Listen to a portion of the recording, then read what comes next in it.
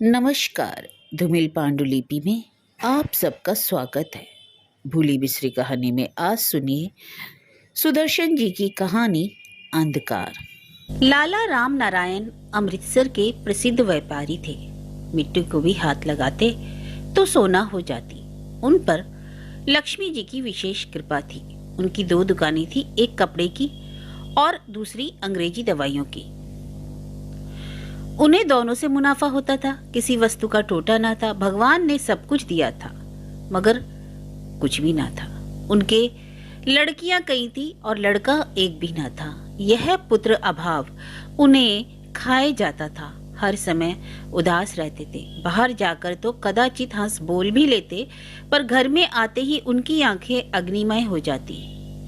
पार्वती समझती थी इसमें मेरा कोई दोष नहीं था। अब लड़के लड़कियां पैदा करना किसी के अपने बस की तो बात थोड़ी ही है, परंतु इस पर भी उसमें इतना साहस न था कि पति के सामने मुस्कुराते हुए खड़ी हो जाए। वह घर में आते थे तो थर थर कांपती रहती कि कोई गरज ना उठे। सोचती मेरे ही भाग्य में आग लगी है, इसमें किसी का दोष नहीं। लोगों के यहाँ कई कई लड़के पैदा होते हैं, पत्थरों के लिए मैं ही रह गई हूँ। सास कहती मेरे मोती जैसे बेटे को अभागिन मिल गई। चेहरा कैसा दमकता था जैसे अनार का लाल दाना, पर अब वह बात ही नहीं। न होठों पर वह मुस्कान है और न आंखों में वह ज्योति। देह पहले से आधी भी नहीं रही, अंदर ही अंदर घुला जाता रहा।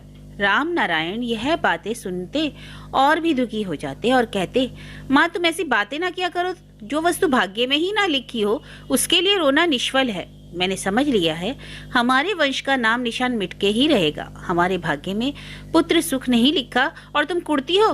तुम्हारे साथ साथ मुझे भी रोना आता है। पार्वती यह बातें सुनती तो उसके दिल में तीर चुभ जाते। पहले पहर और प्रारब्ध को गालियां देती रहती। वह भगवान घर में आई थी पर अभागिन बनकर, जैसे खीर के थाल में लाल मिर्च पड़ जाए। उसे और सारे सुख थे, एक यही ना था। उसने इलाज किया, साधु संतों से भस्म की चुटकी ली, व्रत रखे, मगर भाग्य रेखा न बदली। यहाँ तक कि कई वर्ष बीत गए, परंतु पार्वती का आशा अंक पुत्र मणि से ना भरा। लड़कियां 4 थी, लड़का एक भी ना था। एक दिन गली में एक ज्योतिषी आया। बच्चों के लिए रीछ और स्त्रियों के लिए ज्योतिषी, दोनों ही तो समान हैं। स्त्रियों को तमाशा हाथ लग गया, बढ़ चढ़ कर हाथ दिखाने लगी। ज्योतिषी बातें बनाता था, पैसे बटोरता था। कैसा अच्छा व्यापार है, किसी का माल नहीं बिकता और किसी की बातें बिकती हैं। स्त्रियां पैसे देती हैं और हंसती थी, मगर पार्वती घर बैठी अपने दुर्भाग्य को रो रही थी। इतने में उसकी सास ने कहा पार्वती जरा इधर आ तो, तू भी पंडित जी को हाथ दिखा ले। पार्वती ने नैराश्य भाव से उत्तर दिया हाथ दिखाने से क्या होगा, मगर हर्जी क्या है, दिखा ले। पार्वती का जी ना चाहता था कि हाथ दिखाए, परंतु सास के भय से उसने उठकर हाथ ज्योतिषी के सामने कर दिया। सब स्त्रियां चुपचाप खड़ी हो गई। यह हस्त निरीक्षण ना था क्या, भाग्य निरीक्षण। ज्योतिषी ने हाथ की रेखाओं को देखा और कहा तुम्हारे मन में हमेशा क्लेश रहता है। पार्वती की सास ने सिर हिलाकर कहा हाँ जी पंडित जी ठीक ही तो है, पर यह क्लेश मन का है, शरीर का नहीं। ज्योतिषी ने कहा यह भी सच है। सास बोली ज्योतिषी इसके कन्याएं होती हैं, लड़का नहीं होता। स्त्रियों ने कहा देखा यह विद्या की बातें हैं। जो 4 अक्षर पढ़ जाते हैं वे कहते हैं ज्योतिष शास्त्र सब झूठ है। अब कहो सच बताया या नहीं। ज्योतिषी इसका पति भी दुखी रहता है। सास महाराज यह भी सच है। ज्योतिषी इसके लिए नक्षत्र तो सब अच्छे हैं, केवल एक नक्षत्र अशुभ है, यह सब उसका ही फल है। सास महाराज तो अंतर्जामी है, अब देखें इसके भाग में बेटा है या नहीं। ज्योतिषी ने अच्छी तरह देखकर उंगलियों पर हिसाब किया और इसके बाद शोक से सिर हिलाकर कहा नहीं। उत्तर साधारण था, पर पार्वती का दिल दहल गया। उसकी देह से पसीना छूटने लगा, जैसे जीवन की सकल आशाएं और उमंगे प्रस्थान कर गई हों। उसने हतभागी की तरह भूमि की ओर देखा और रुक रुक कर पूछा इसका कुछ उपाय भी है या नहीं। ज्योतिषी उपाय तो है परंतु बड़ा कठिन। मैं सब कुछ कर लूंगी पंडित जी। ज्योतिषी रात को शमशान में बैठकर जाप करना होगा, कर सकोगी। पार्वती का चेहरा फीका पड़ गया। आशा सामने आई थी, ओझल हो गई। पार्वती फिर उदास हो गई, जैसे कोई बाजी जीतते जीतते हार गई। ज्योतिषी तुम उदास ना हो, तुम्हारी खातिर यह काम मैं कर दूंगा। भय बहुत है। सिद्धि के समय भूत सामने आकर खड़े हो जाते हैं। अनजान आदमी सहम कर मर जाए, परंतु भूत हमारा क्या बिगाड़ लेंगे, चाहे तो पल भर में भस्म कर दें। हमारे शब्दों में आग है, एक मंत्र पढ़े तो चिल्लाकर भागना निकले। पार्वती की आंखें आशापूर्ण हो गई, जैसे देवी का वरदान मिल गया हो। सास का चेहरा आशा की आभा से लाल हो था। उसे विश्वास हो गया कि अब ये जरूर लड़का होगा। करामती पंडित रेख मेक मार सकता है। ज्योतिषी जी की खातिर होने लगी। उसने जो कुछ मांगा वही दिया। पार्वती और उसकी सास ना ही नहीं करती थी। अरे कभी काले बकरे के लिए रुपए मांगता तो कभी सोने चांदी के लिए। उसे आज तक ना ऐसा अमीर घर मिला था, ना ऐसे अंधे श्रद्धालु। दोनों हाथों से लूटता था और वह लुटवाते थे। हर मंगलवार को गरीबों में रोटियां बांटी जाती थी। ज्योतिषी ने पार्वती को एक मंत्र सिखा दिया था। वह नहा कर 15 मिनट जाप करती थी। खाना भूल सकता था, मगर इस मंत्र का जाप ना भूल सकता था। अब इस मंत्र ही पर जीवन की सारी अभिलाषाएं अवलंबित थी। सदा शंका लगी रहती, कहीं यह कच्चा धागा टूट न जाए, पर इसे प्राणपण से बचाकर रखती थी। यहाँ तक कि मंत्र की परीक्षा का दिन भी समीप आ गया। अब कुछ दिन ही बाकी थे। पार्वती की रात दिन खातिरदारियां होने लगी। घर के लोग उसे कोई काम नहीं करने देते थे। कहते आराम से बैठी रहो, सब कुछ हो जाएगा। लाला राम नारायण ने कभी उससे सीधे मुंह बात ना की थी। अब हंस हंस कर बोलने लगे, जैसे उससे मनमुटाव ही ना था। मुंह हर समय खिला रहता। पार्वती को कभी तांगे की सैर कराने ले जाते, कभी थिएटर दिखाने। कहते जो जी में आए आप मांग लिया करो, पर मन मानकर रह जाना स्वास्थ्य को खराब कर देता है। पार्वती को यह 9 महीने गुजरते मालूम ना हुए। संसार के सारे सुख, सारे आराम पर्याप्त थे। जो कहती वही हो जाता। किसी को दम मारने की मजाल न थी। पहले दासी थी, अब रानी बनी। सास जो दिन रात हृदय बांधी ताने मारती थी, अब ऊंची आवाज से बोलते हुए भी डरती थी। कहीं पार्वती क्रोध ना कर बैठे, कहीं उसका जीना खराब हो जाए। पार्वती की ऐसी खातिर ऐसी खुशामद कभी ना हुई। एक दिन राम नारायण बोले, ज्योतिषी कहता है 100 रुपए से एक भी पैसा कम ना लूंगा। वह समय तो आने दो, देखा जाएगा। पार्वती ने कहा। राम नारायण, मेरा दिल कहता है अब के लड़का ही होगा। पार्वती, लक्षण तो मुझे भी अच्छे मालूम होते हैं। दिल में ऐसे ऐसे विचार आते हैं कि तुमसे क्या कहूं। तब तो बस ठीक है, लड़का ही होगा। पार्वती, जी चाहता है फल और मिठाइयां ही खाती रहूं। रोटी की तरफ देखने से भी घृणा होती है। राम नारायण, खटाई पर तो दिल नहीं दौड़ता। पार्वती, कभी ख्याल भी नहीं आता। और अब जी कैसा रहता है? बहुत प्रसन्न। पहले सदा उदासी छाई रहती थी, अब सुस्ती का नामो नहीं। जी चाहता है सारा दिन सैर किया करूं। ऐसी दशा मेरी आज तक कभी ना हुई थी। राम नारायण, मेरा दिल भी यही कहता है कि अब की जरूर लड़का ही होगा। पार्वती हंसकर बोली, अगर लड़का हुआ तो मुझे क्या दोगे? जो मांगूंगी वही दूंगा, तुमसे बाहर थोड़े हूं। हीरे का हार मंगवा दोगे? अरे हीरे का हार? बस बस इतना ही देखना था, देख लिया। तुम तो वकीलों की तरह जिरह करती हो। अजी चलो रहने दो, मैं तुम्हारा दिल देखती थी, मुझे हार की क्या पड़ी है। तुम्हारी खुशी मिल जाए यही सब कुछ है, पर मैं तुम में से कभी भी नाराज नहीं हुआ। पार्वती, क्यों झूठ बोलते हो? तुम्हारी तो आंखें ही बदल गई थी। मैं अनपढ़ हूं पर अंधी नहीं, आंखें पहचानती हूँ। तुम्हें धोखा हुआ होगा, खैर यह भी देखा जाएगा। इसी तरह 9 महीने बीत गए। प्रसव काल आ पहुंचा। राम नारायण बाहर बैठे घबराते थे। उनकी माँ अंदर घबराती थी। ज्यों ज्यों समय गुजरता जाता उसकी उत्सुकता बढ़ती जाती थी। देखे क्या हो क्या ना हो। चेहरे का रंग क्षण क्षण में बदल रहा था। कभी आशा और कभी निराशा, कभी व्याकुलता। उनकी सकल इच्छाएं, समस्त उल्लास, सारे उद्गार आंखों में आ बैठे थे। उनके जीवन का आधार अब केवल एक शब्द पर था। यह खेती एक छींटे की प्यासी थी। यह लता एक ही झोंके की भूखी थी। सहसा अंदर से नवजात बालक के रोने की आवाज आई। राम नारायण चौंक खड़े हो गए और सवेग से अंदर को चले। वे अभी आंगन ही में पहुंचे थे कि माँ बाहर निकल आई। इस समय उसकी आंखों में आंसू थे, मुंह पर क्रोध, जैसे अग्नि की ज्वाला में पानी की बूंदें जल रही हो। राम नारायण के पांव वहीं रुक गए। अब उनमें आगे बढ़ने की शक्ति न थी। यह लंबा सफर, यह सुदूर यात्रा कितनी आशाओं को लेकर तय किया था, सब निराशा की भेंट हो गई। हृदय क्षेत्र को पानी का छींटा भी न मिला। आशा लता को वायु का झोंका प्राप्त न हुआ। फिर लड़की। राम नारायण का सिर चकराने लगा। निराशा जब चरम सीमा पर पहुंच जाती है तो हमारी जीभ बंद हो जाती है। राम नारायण भी चुप हो गए। बहुत देर के बाद बोले, अब तो जी चाहता है कहीं निकल जाऊं, यहाँ मेरे दिल को शांति ना मिलेगी। माँ, धीरज धरो, घबराने से क्या होता है। राम नारायण, वह ज्योतिषी मिल जाए तो मुंह नोच लूं, मुझे तो उस पर पहले ही विश्वास ना था, मगर तुम्हारे ख्याल से चुप रहा, हजारों पर पानी फिर गया। माँ, मुझे क्या पता था, धोखा ही धोखा है। राम नारायण, कहता था जाप करूंगा तो लड़का हो जाएगा, सब वाहियात ढकोसले हैं। ऐसे महात्मा होते तो मांगते क्यों फिरते, घर बैठे पाँव ना पुजवाते। माँ, बेटा जब अपने ही कर्मों में ना हो तो कोई क्या कहे। आदमी तो बुरा ना था, जो बात थी खोल कर कह दी, सारा मोहल्ला वाह वाह करता था। अब यह बात झूठ निकली थी और बाकी सब सच तो निकला। राम नारायण, हमारे ही भाग खोटे, अब मुझे आज्ञा दो, साधु होकर कहीं निकल जाऊं, घर में रहा तो पागल ना हो जाऊंगा। माँ, कैसी बातें निकालते हो तुम, भाग तुम्हारे क्यों खोटे होने लगे। भाग उस अभागिनी के खोटे हैं जिसे राज सिंहासन पर बैठकर भी आराम न मिला। मेरी मानो तो अब दूसरा ब्याह कर लो, इससे लड़का ना होने का बहुत बर्दाश्त किया, अब नहीं सहा जाता। राम नारायण, मैं मर जाऊंगा मैं, पर यह ना करूंगा, मैं आदमी हूं, राक्षस नहीं। अरे, मैं उसे घर से निकाल देने को थोड़ी ना कहती हूँ, यह भी पड़ी रहेगी। लोग दूसरा ब्याह लड़के के लिए करते हैं, शौक के लिए तो ना करते, मगर इससे लड़का हो जाता तो हमारा क्या सिर फिरा हुआ है। राम नारायण, अब जो प्रारब्ध में ना हो तो क्या किया जाएगा। माँ, इसलिए तो कहती हूँ दूसरा ब्याह कर लो, परमेश्वर कृपा करेगा। यह बातचीत पार्वती ने सौर ग्रह में लेटे लेटे सुनी। वह पहले ही मर रही थी, बातचीत सुनकर और भी मर गई। उसे विश्वास हो गया कि अब यह ब्याह कभी ना रुकेगा।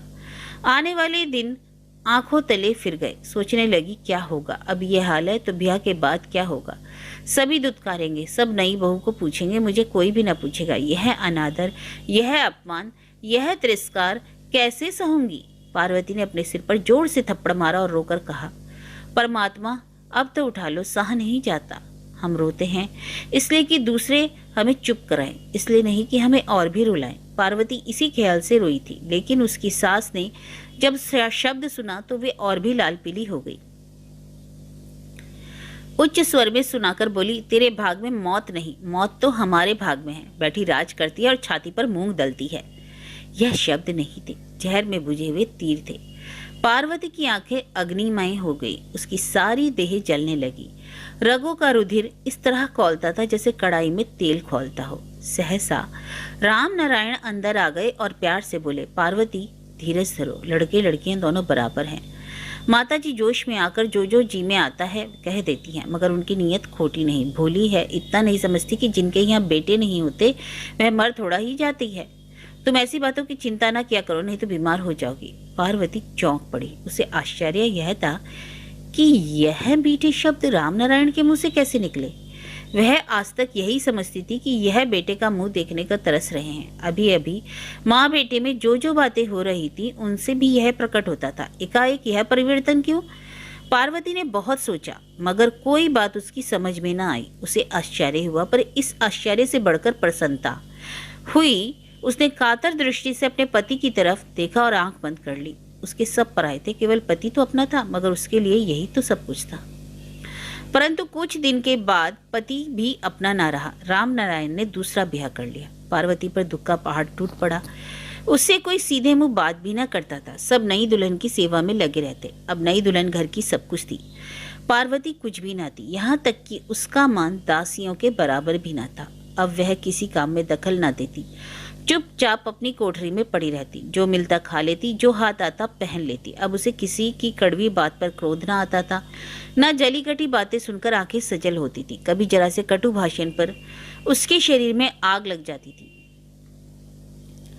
उस समय वह घर की रानी थी, मगर अब सिंहासन छीन चुका था। अब उसके पति ने उसे अपने मन मंदिर से निकाल दिया था। अब वह रानी नहीं, भिखारिन थी। भिखारिन को क्रोध करने का अधिकार किसने दिया? माँ ने भी नहीं। भिखारिन कुछ दिन मुफ्त की रोटियां फाड़ती रही, फिर काम करने लगी। पहले रानी से भिखारिन बनी थी, अब भिखारिन से दासी। उधर दयावती सारे घर पर शासन करती थी। वह हंसती थी तो घर के सारे लोग हंसते, उदास होती तो घर के लोग उदास हो जाते। जरा तेज चलती तो सास कहती, बेटी संभल कर, नहीं तो पांव दुखने लगेंगे। ऊपर से नीचे उतरती तो कहती, कमर दर्द करने लगेगी बेटा, उसका जरा सा सिर दुखता तो राम नारायण की जान पर बन जाती। भागे भागे डॉक्टर के पास जाते और दवाओं की शीशियां उठा लाते। नंदे दयावती पर प्राण देती थी। क्या मजाल जो उसकी इच्छा के विरुद्ध एक शब्द भी मुंह से निकल जाए। परंतु इतना कुछ होने के पर भी दयावती खुश न थी। उसे दिल में हर समय बुरी बुरी भावनाएं उठा करती। एकांत में बैठती तो फूट फूट कर रोया करती। उसे हंसते मुस्कुराते देखकर किसी को संदेह भी ना हो सकता था कि उसके दिल में कोई प्राणघातक जलन, कोई दुखदायक पीड़ा होगी। ऊपर ठंडा पानी लहरें मारता था और नीचे आग सुलगती थी। रात का समय था। पार्वती ने बर्तन साफ किए, रसोई घर धोया और छोटी लड़की को लेकर अपनी कोठरी में चली गई। मगर उसके शरीर का एक एक अंग दर्द कर रहा था। दूसरे दिन जागी तो सारा शरीर तप रहा था और सिर उठाए ना उठता था।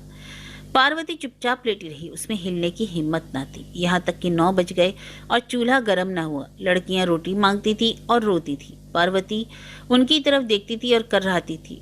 यह हृदय विदारक दृश्य देखकर दयावती का दिल पसीज गया। वह दयावती थी, उसमें दया का अभाव ना था। उसने मुंह से कुछ ना कहा, परंतु रसोई घर में जाकर रसोई बनाने लगी। इतने में पार्वती की सास ने पार्वती की कोठरी के बाहर आकर कहा, परमात्मा करे ऐसी बहू किसी को ना मिले। खाने को हर घड़ी तैयार और काम का ध्यान नहीं। नई दुल्हन बैठी काम करती है और यह रानी सेज पर लेटी है, कोई देखे तो क्या कहे। पार्वती ने कर्राकर उत्तर दिया, क्या करूं माँ जी, बुखार हो रहा है। अरे यह सब बहाने मैं खूब जानती हूँ। बुखार बुखार कुछ नहीं, बहाना है बहाना। माँ जी बहाना तो मैंने आज तक कभी नहीं किया। बड़ी सतवंती है ना तू, बहाना क्यों करने लगी। कल सांझ तक बुखार ना था, अब कैसे हो गया। अब यह मैं क्या जानूं, रात को देह दर्द करती थी। देखना कहीं निमोनिया ना हो जाए। हो जाए तो क्या कहना, मगर निमोनिया भाग्यवानों को होता है, माँ को नहीं। भाग्यवान तो मैं ही हूँ। अब मुझे मार मुर्दार गालियां देती है। अब तो लड़ती है। मैंने यह कब कहा है। तो क्या मेरा सिर फिरा है। शायद फिरा हो। आग में तेल पड़ गया। सास ने गरज कर कहा, अगर फिरा हुआ ना होता तो तेरे जैसी लड़की को कैसे ब्यालाती। परनाले का पत्थर चौबारे में लगा दिया। पार्वती कमजात का शब्द सुनकर क्रोध ना रोक सकी। बोली, जाओ भीतर जाकर बको। मैं तो यहीं मर रही हूँ। इलाज पर ध्यान नहीं, लड़ने की धुन सवार है। परमात्मा ऐसी सास दुश्मन को भी ना दे। अब सहन करना संभव ना था। पार्वती की सास रोने लगी और इतने जोर से रोई कि सारा मोहल्ला जमा हो गया। चीख चीख कर कहती थी, बहनों इस निर्लज बहू ने मेरी पत उतार दी। मेरा जरा सा लिहाज नहीं किया। रात को कहीं बुखार हो गया था, मैंने आकर पूछा हकीम को बुला लूं। बस इतनी सी बात पर गालियां देने लगी। बोली, अब तुम्हें मेरे बुखार की क्या परवाह। तुम्हें उस समय मालूम होगा जब तुम्हारे बेटे को और उसकी बेगम को बुखार चढ़ेगा, तब पूछूंगी क्यों माँ। अब हकीम को बुलवाऊं। मैंने कहा मुझे गालियां दे ले, पर उस गऊ ने तुम्हारा क्या बिगाड़ा है। इस पर नाम ले लेकर रोने लगी और मुझे कोसने लगी। वह गरीब ना लेने में देने में। अब तुम ही कहो मैंने क्या बुरा किया। मोहल्ले की स्त्रियां चुप थी। वह जानती थी पार्वती ऐसी स्त्री नहीं, परंतु उन्होंने मुंह से कुछ नहीं कहा। हम दुखिया के पक्ष में होते हुए भी उसकी सहायता नहीं करते, उल्टा बाज वक्त उसके विरोध बोल देते। यही दशा स्त्रियों की थी। उनके दिल कहते थे पार्वती निर्दोष है।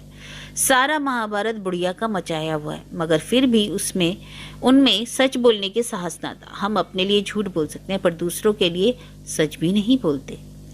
सारा दिन बीत गया। पार्वती को कोई दवा ना मिली। ना उसके पास जाकर किसी ने देखा कि गरीब जीती है या मरती। राम नारायण खाना खाने आए और दुकान चले गए। सास धूप में लेटी रही। नंदे क्रोशिया लिए रुमाल बुनती रही। केवल पार्वती की अबोध लड़कियां थी जो उसके पास आकर बैठती थी, कभी बाहर निकल आती। इनके अतिरिक्त एक और प्राणी भी था जो उसका सुख दुख अनुभव करता था। वह थी दयावती। हाँ, दयावती ही तो थी पार्वती की सौत। वह पार्वती के लिए तड़पती थी, पार्वती के लिए रोती थी, मगर कुछ ना कर सकती थी। वह इस घर में नई थी। उसे कोई कुछ कहता ना था। वह स्वयं लज्जा से चुप रहती थी। उसे भय ना मारता था तो संकोच। हमारा दिल ही तो हमारा सबसे बड़ा दुश्मन है।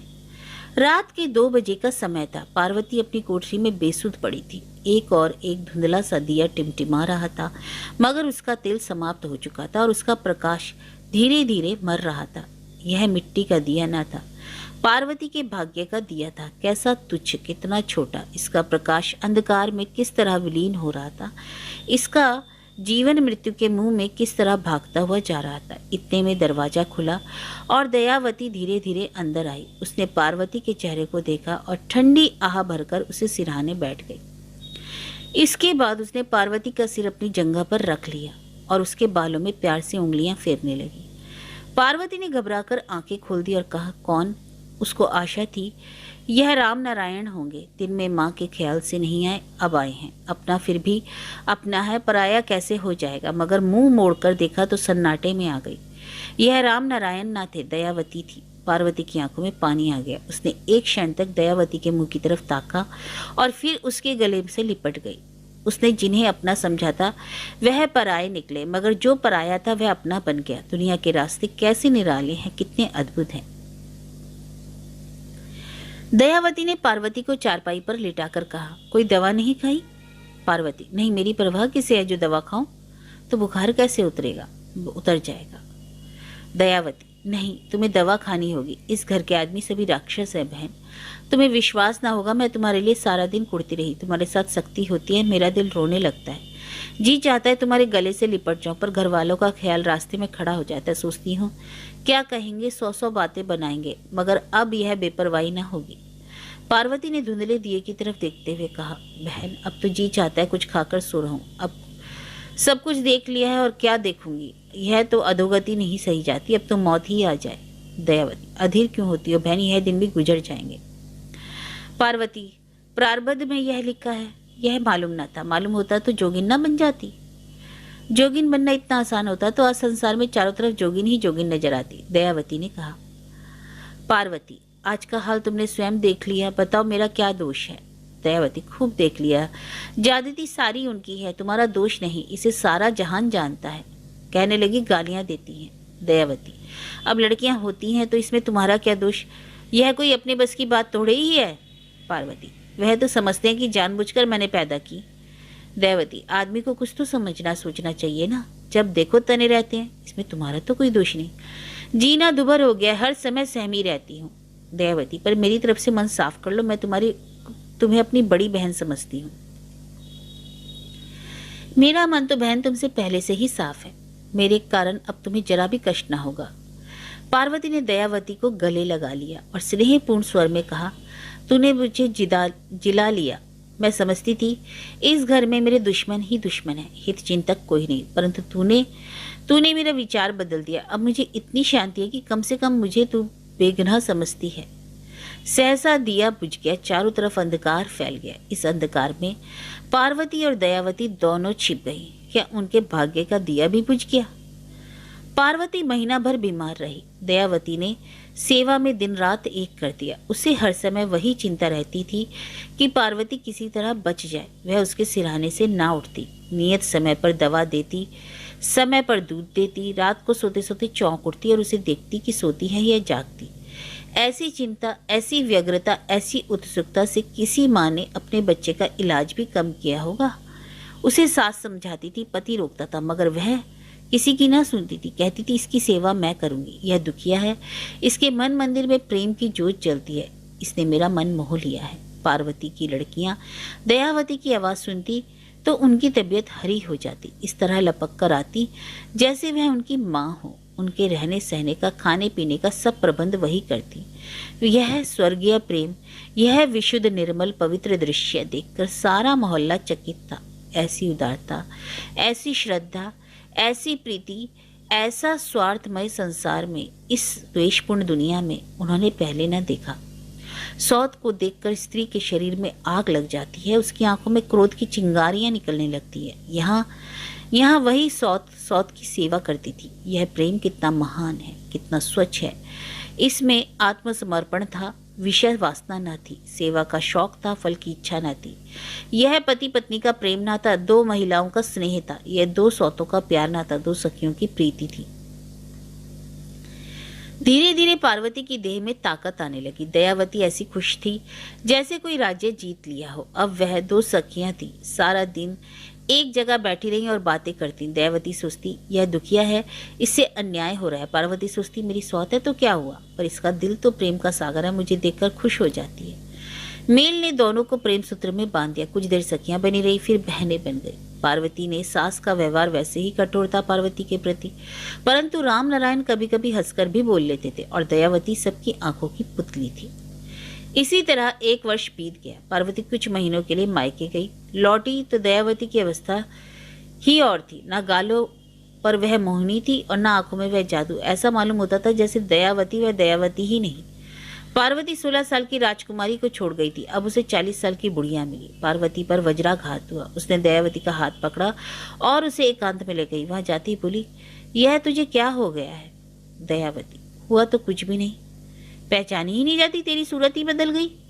दयावती, चल झूठी, मुझे छेड़ती है, तेरी आंखें बदल गई होंगी, गालियां देती है, जबान भी तेरी बदल गई। दयावती, अब तुमसे बातों की बाजी में मैं तो कभी ना जीतूंगी। पार्वती, अच्छा ठीक ठीक बता, छिपाने से कुछ ना होगा। दयावती, तुम्हारे वहम का इलाज कौन करे? सास से लड़ाई तो नहीं हो गई? दयावती, बिल्कुल नहीं, वह मुझे माँ से ज्यादा चाहती है। और उनसे झगड़ा हुआ? वह ऐसे आदमी ही नहीं, बीमारी रही है। हाँ, बुखार चढ़ता है, तो मालूम हुआ मुझसे छिपाती है, अब ना पूछूंगी। दयावती रोने लगी। उसका ऐसा मालूम हुआ कि उसके शरीर में तोड़कर प्राण पंछी बाहर निकल जाएगा। सिसकियां बढ़ते हुए बोली, बहन, मुझे कोई रोग नहीं, मुझसे किसी ने दुर्व्यवहार नहीं किया, मुझे चिंता रोग खाया जा रहा है। मुझे भय है कि यह आदर प्यार आनंद के दिन कुछ ही दिनों के मेहमान है। इस सावन की धूप पर कोई विश्वास नहीं, इसकी आयु बहुत थोड़ी है। आज मुझे सब सिर आंखों पर बैठाते हैं, लेकिन यह मान यह सत्कार मेरे लिए नहीं, लड़के के लिए है। उनको लड़के की चाह में दीवाना बना रखा है। सोचती हूँ अगर मेरी भी लड़की हो गई तो फिर क्या होगा? सबकी आंखें बदल जाएंगी। यह चिंता जो मुझे अंदर ही अंदर खा रही है, मैं इस दुख से भूली जा रही हूँ और मुझे विश्वास हो गया है कि मेरी लड़की ही होगी और मैं ना बचूंगी। यह कहकर दयावती रोने लगी। पार्वती के शरीर के रोंगटे खड़े हो गए। उसके मुंह से कुछ ना निकला, एक शब्द भी नहीं, ना हाँ न ना। उसने दयावती का सिर खींचकर अपने गले से लगा लिया और रोने लगी, मगर उसका दिल कह रहा था, अगर तू मरी तो मैं भी जीती ना रहूंगी। आखिर वह दिन भी आ गया जिसकी सबको प्रतीक्षा थी। राम नारायण ने दोनों बहनों को बुला भेजा था। एक दाई रखी और एक लेडी डॉक्टर। खाना बनाने के लिए एक स्त्री अलग थी। लेडी डॉक्टर ने कह दिया था लड़का होगा। राम नारायण ऐसे खुश थे जैसे भिखारी को राज सिंहासन मिल जाए। उछलते फिरते थे, उनके पांव धरती पर न पड़ते थे। नौकरों से कहा इनाम मिलेगा, मोहल्ले वालों से कहा मिठाई बांटेंगे, इष्ट मित्रों से भोजन देने की प्रतीक्षा की। संध्या का समय था। रामनारायण के घर में स्त्रियां दौड़ती फिरती थी, कानों पड़ी आवाज सुनाई न देती थी। लेडी डॉक्टर सख्ती के साथ हुक्म देती थी और लड़ती थी, मगर कोई बुरा ना मानता था। कहीं गर्म पानी चढ़ा था, कहीं रुई के फाये कतरे जा रहे थे। पार्वती उड़ी फिरती थी, दिल में प्रार्थना करती कि दयावती को लड़का हो, लड़की ना हो। अगर लड़की हुई तो हम दोनों की मौत है। अब तो केवल मैं ही अभागिन हूँ, फिर दयावती को भी कोई न पूछेगा। अभी उसकी खातिर कभी कभी मेरी भी सुध ले लेता है, फिर यह बात भी ना रहेगी। राम नारायण दरवाजे में बैठे माला फेरते थे और प्रार्थना करते थे कि प्रभु यह नैया पार लगा दे। कभी कभी यह विचार आता कि पार्वती से अन्याय हुआ, लड़का हो जाए तो उसकी साथ जरा सख्ती ना करूं। ऐसी एकाग्रता, ऐसी लगन, ऐसी श्रद्धा से कभी उन्होंने प्रार्थना न की। संकट हमें परमात्मा का भक्त बना देता है, वैभव में परमात्मा का भी ध्यान नहीं आता। एकाएक अंदर से कुछ आवाजें हुई आई। रामनारायण ने माला के मन के जोर जोर से फिरने शुरू कर दिए। घबराए हुए कहते थे, परमात्मा कृपा करो, तुम्हारे बिना और किसी का सहारा नहीं। इतने में रामनारायण ने माँ ने आकर दरवाजे पर खड़े होकर कहा।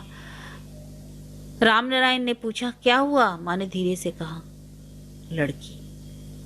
रामनारायण की उठती हुई उमंगें बैठ गई, जैसे कबूतर उड़ना चाहता था और बाज को ऊपर मंडराते देखकर फिर वहीं बैठ गया। उन्होंने माला धरती पर पटक दी और निराशा से इधर उधर टहलने लगी। किसी सेठ को अपना सर्वस्व लुट जाने पर इतना दुख ना होता। थोड़ी देर बाद दयावती के पास लेडी डॉक्टर और पार्वती के सिवा कोई भी ना था। सब राम नारायण के गिर्द जमा थे। कोई शोक प्रकट करता था, कोई सांत्वना देता, मगर राम नारायण बिल्कुल चुप थे। चारों तरफ देखते थे और ठंडी सांसें भरते थे। दयावती का किसी को भी ख्याल ना था। सहसा पार्वती कमरे में आई और बोली, दयावती मर गई। राम नारायण बैठे थे। नवजात लड़की की भी कोई आशा नहीं। सारे घर में कोहराम मच गया। राम नारायण, उनकी माँ, उनकी बहनें सब रोने लगी। उनके आर्तनाद ने दुश्मनों के कलेजे भी छलनी कर दिए। इस तरह रोती थी जैसे उनका लड़का मर गया है। केवल पार्वती की आंखों में पानी ना था। वह कहती थी, कैसे छलिए हैं, दिल में दया नहीं, आंखों में आंसू हैं। परमात्मा करे ऐसे धोखेबाजों के यहाँ कभी संतान ना हो। दूसरे दिन दयावती और उसकी लड़की दोनों की अर्थी उठी। घर के सब लोग साथ थे, केवल पार्वती ना थी। उसे रात ही बुखार हो गया था। राम नारायण ने लड़कियों को उसके पास छोड़ा और स्वयं अर्थी के साथ चले गए। दाह कार्य करके लौटे तो घर में पार्वती की लाश पड़ी थी और उसके पास उसकी अबोध कन्याएं बैठी फूट फूट कर रो रही थी। उसने दयावती से कहा था, एक साथ जिएंगे एक साथ मरेंगे। उसका वचन झूठा ना निकला। वह दाह कर्म के समय पछड़ गई, परंतु परलोक यात्रा में पीछे न रही। दोनों विपदाग्रस्त स्त्रियां एक ही दिन में दुनिया से रवाना हुई।